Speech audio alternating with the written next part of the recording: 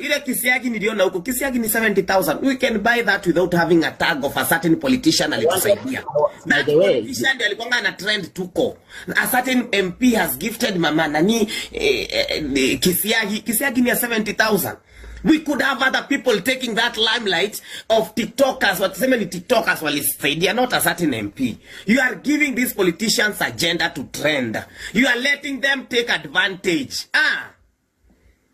Nilikuwa nataka kusema hiyo kitu kwa Bishop Kiengei, nikaona nikashoma haraka. Mimi hapo I felt that. Hizi visiagi za kuambiwa certain MP, kama sasa tunaenda Embu. Huyo MP ni huko Embu. What makes you feel hata kuja hata yeye mwenyewe na aseme na ambiwe hii Kisiagi ni huyo MP wa huku, huyu wa Ndeya? No, we are not supposed to do that.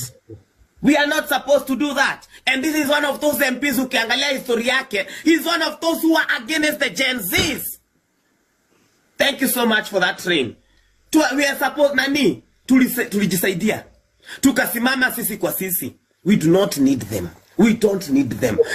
Kwa ile pesa ambayo mama Kaluma alipewa, I swear pesa kidogo ingetolewa abaiwe Kisiagi if it was very necessary tumbaie Kisiagi. I swear mngekuja hata kwako tuchange kwa Githaiga tupate pesa ya Kisiagi.